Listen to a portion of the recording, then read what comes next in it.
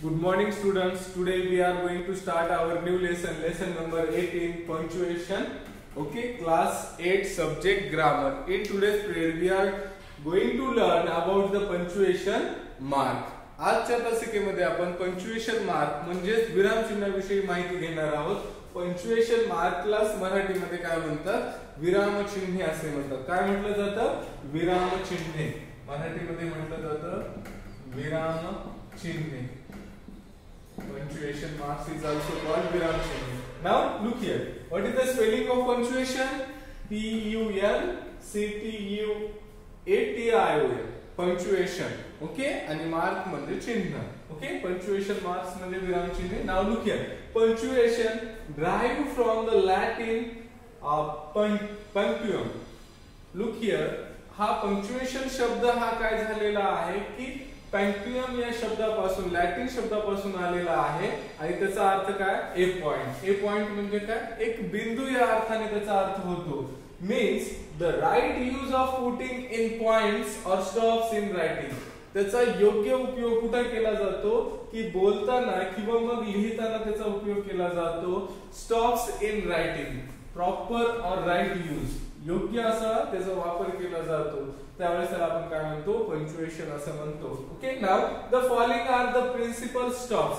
आता खाली दिलेली जी आहेत ती काय आहेत? प्रिन्सिपल मुख्य पंक्च्युएशन मार्क्स आहेत, विरामचिन्ह आहेत. बघा प्रिन्सिपल स्टॉप्स कुठले कुठले आहेत? The first one full stop और पिरियड. पहिला जो आहे त्याचा आहे आपला फुल स्टॉप. फुल स्टॉप त्याला आपण काय म्हणतो मराठीमध्ये? पूर्ण विराम असं म्हणतो. काय म्हणतो? पूर्ण विराम. पूर्ण विराम. फुल स्टॉप. आणि त्यालाच दुसरं एक नाव आहे, त्यालाच आपण काय म्हणतो? पिरियड. पिरियड म्हणजे काय? पूर्ण विराम. आणि जो कसा दाखवलेला असतो असा पूर्ण असा भरिंगाने दाखवलेला असतो त्यालाच आपण काय म्हणतो? फुल स्टॉप किंवा पूर्ण विराम. नेक्स्ट सेकंड आहे कॉमा. कॉमा जो आहे तो अशा पद्धतीचा असतो आणि त्यालाच मराठीमध्ये काय म्हणतात? स्वल्प विराम म्हणतात. काय म्हणतात? स्वल्प विराम असं म्हणतात. स्वल्प विराम. नेक्स्ट तिसरा आहे सेमीकोलन. सेमीकोलन म्हणजे काय? अर्धविराम. सेमीकोलन वर असा डॉट असतो आणि खाली कॉमा असतो त्याला काय म्हणतात? सेमीकोलन. आणि सेमीकोलनलाच काय म्हणतात? अर्धविराम. अर्धविराम. बघा ज्यावेळेस एक पॉइंट फुल असतो तर त्याला पूर्ण विराम. ज्यावेळेस फुल पॉइंट आणि स्वल्प विराम असा असतो त्यावेळेस त्याला काय म्हणतात? अर्धविराम. त्यालाच आपण काय म्हणतो? सेमीकोलन. आता ज्यावेळेस कोलन असतो म्हणजे अशा पद्धतीचा कोलन असतो त्याला आपण काय म्हणतो की रेषोचं जे चिन्ह असतं याला आपण काय म्हणतो? अपूर्ण विराम असं म्हणतो. काय म्हणतो? अपूर्ण विराम. अपूर्ण विराम. विराम चिन्ह. These are the punctuation marks. हे पंक्च्युएशन मार्क्स आहेत. याच्यातलं महत्त्वाचं पहिलं आहे आपण पाहिलं फुल स्टॉप, त्यालाच आपण पिरियड म्हणतो. नेक्स्ट आहे सेकंड कॉमा. थर्ड आहे आपलं सेमीकोलन. फोर्थ आहे colon. Next fifth one question mark. Question mark आहे तुम्ही पाहत आहात तर तो आहे प्रश्नार्थ चिन्ह. त्यालाच काय म्हणतात? प्रश्नार्थक चिन्ह. प्रश्नार्थक चिन्ह. ज्यावेळेस प्रश्न विचारायचा असतो त्यावेळेस त्या वाक्याच्या शेवटी प्रश्नार्थक चिन्ह दिलं जातं आणि त्याला आपण काय म्हणतो? Question mark. हे 5 नंबरचं. आणि 6वं आहे एक्सक्लेमेशन मार्क. म्हणजेच काय? उद्गारवाचक चिन्ह. अशा पद्धतीचं असतं त्याला काय म्हणतात?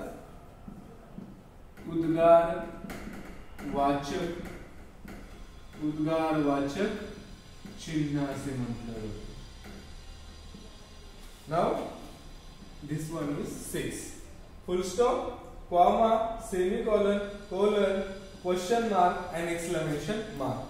Other marks in comma common use are the dash. Look here. Dash. Dash म्हणजे काय? यालाच संयोग चिन्ह असं म्हणतात. Okay. Next parenthesis. Next inverted commas और कोटेशन मार्क्स. कोटेशन मार्क्स म्हणजे काय? अवतरण चिन्ह. लक्षात असू द्या हे कोटेशन असतं. कोटेशन कशा पद्धतीचं असतं असं, त्यालाच मराठीमध्ये काय म्हणतात, अवतरण चिन्ह असं म्हणतात. डॅश, डॅश म्हणजे काय, संयोग चिन्ह. डॅशला तुम्ही काय म्हणता, संयोग चिन्ह असं म्हणतात त्यालाच. आणि जर खाली असेल तर त्याला अपसरण चिन्ह म्हणतात. किंवा मग जे कॉलम वगैरे असतात त्यालाच आपण काय म्हणतो की सेट्स असतात, कंस असतात अशा पद्धतीचे. Inverted commas, inverted commas are quotation. Inverted कॉमाजलाच आपण काय म्हणतो, अवतरण चिन्ह असं म्हणतो. काय म्हणतो, अवतरण चिन्ह, अवतरण चिन्ह असं म्हणतो. Okay, now these are the main punctuation marks, principal stops. Okay, now look the further point.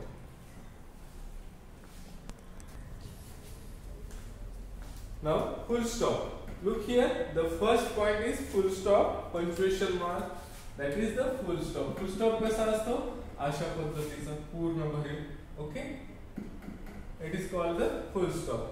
The full stop represent the greatest pause and separation.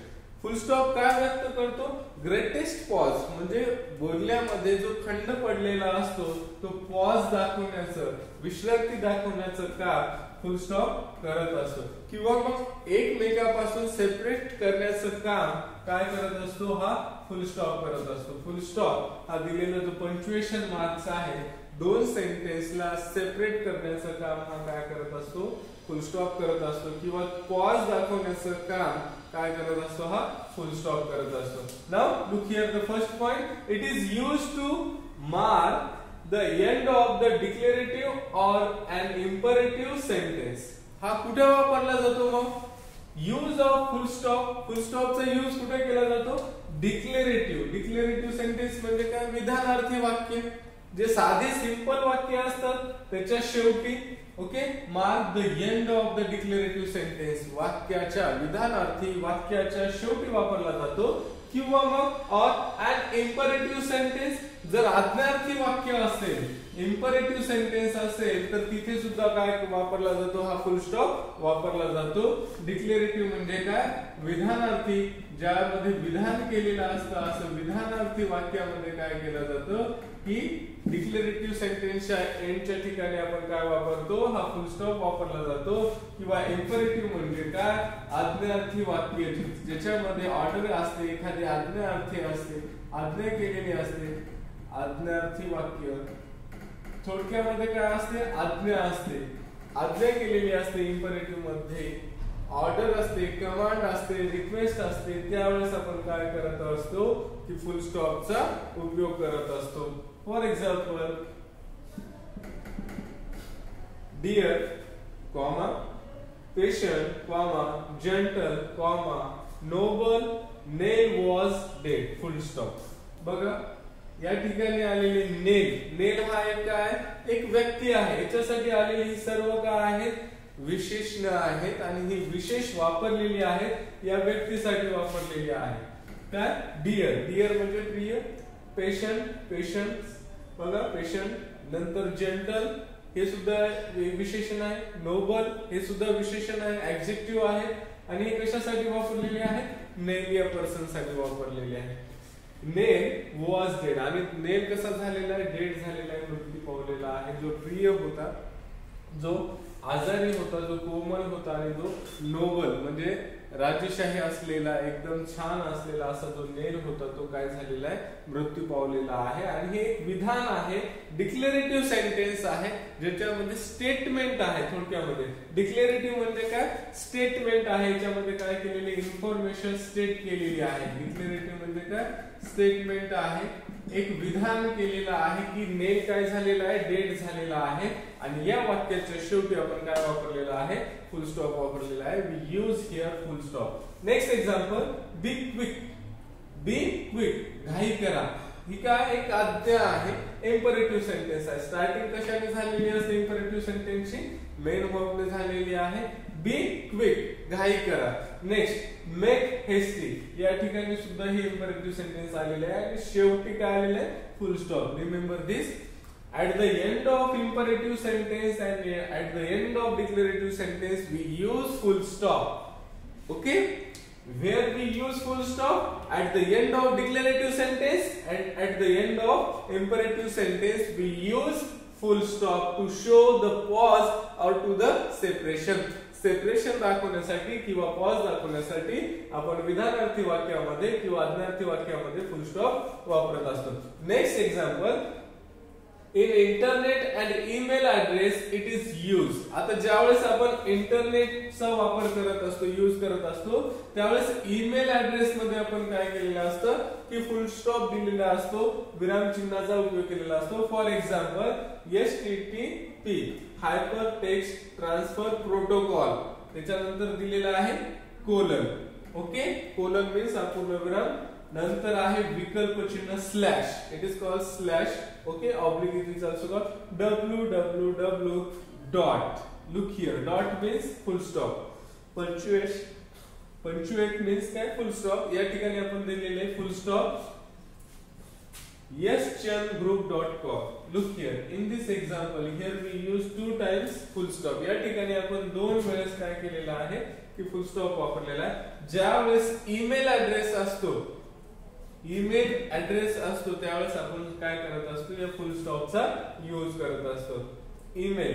Next, इंटरनेटवर आपण ज्यावेळेस ब्राउझिंग करत असतो, काहीतरी सर्च करत असतो, त्यावेळेस सुद्धा आपण यानंतर वर्ल्ड वाईड वेब यानंतर सुद्धा आपण फुल स्टॉप देत असतो. अशा पद्धतीने ज्यावेळेस सर्च इंजिनवर, गुगलवर किंवा ईमेल ऍड्रेस मध्ये आपण काय करत असतो, या फुल स्टॉपचा यूज करत असतो. For example, email yeschand@vsnl.com. Here we use dot, that means full stop.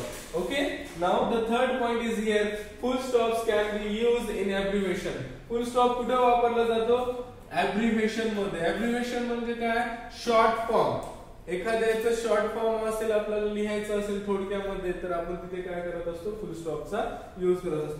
But they are often omitted in the modern British English. पण ते मॉडर्न ब्रिटिश इंग्लिश मध्ये ओमिट केले जातात. ओमिटेड म्हणजे ते काय, रिमूव्ह केले जातात. ओमिटेड या शब्दाचा दुसरा मीनिंग आहे रिमूव्ह करणे. काय करणे? रिमूव्ह करणे. रिमूव्ह म्हणजे काय, वगळणे. या शब्दाचा अर्थ, ओमिटेड या शब्दाचा अर्थ काय करणे, रिमूव्ह असा होतो, लक्षात असू द्या. ओके, वगळल्या जातात. फॉर एक्झाम्पल, आता नाव लुक हियर, BA और it is BA, B full stop, A full stop. Bachelor of arts. बघा, मॉडर्न ब्रिटिश इंग्लिश मध्ये काय डायरेक्ट लिहिलं जातं, याच्यामध्ये ओमिटेड केलेला असतो, काय रिमूव्ह केलेला असतो, कॉमा इथे रिमूव्ह केलेला, डायरेक्ट काय लिहिलेलं असं BA लिहिलेलं आहे. मॉडर्न ब्रिटिश इंग्लिश मध्ये जे फुल स्टॉप आहेत ते रिमूव्ह केलेले असतात, पण जनरली इथे काय दिलेलं असतं, ज्यावेळेस ऍब्रिव्हिएशन म्हणजे काय, शॉर्ट फॉर्म. ऍब्रिव्हिएशनचा अर्थ काय, शॉर्ट फॉर्म. लक्षात असू द्या की याला शॉर्ट फॉर्म म्हणतात. आणि या शॉर्ट फॉर्म लिहित असताना आपण काय करत असतो की या फुल स्टॉपचा उपयोग करत असतो. Next, USA or USA. Look here, dot, that means full stop. Here we use United States of America. Next, MP, member of parliament. Here we use full stop instead of it after the abbreviation. abbreviation च्या नंतर आपण काय केलेलं आहे की याला short मध्ये आपल्याला एक्सप्रेस करायचं आहे मेंबर ऑफ पार्लिमेंटला, तर आपण MP डायरेक्ट म्हटलेलं आहे, M full stop P, like this. Next, AM or antimeridien. Okay, it is related with time. In this way we can see the uses of full stop. या पद्धतीने आपण full stop चे uses पाहू शकतो. I hope you can easily understand the all principal full stop, all punctuations basically or mainly punctuation marks, and the use of full stop. The remaining punctuation marks or remaining use of full stop punctuations we will see in next period. Thank you.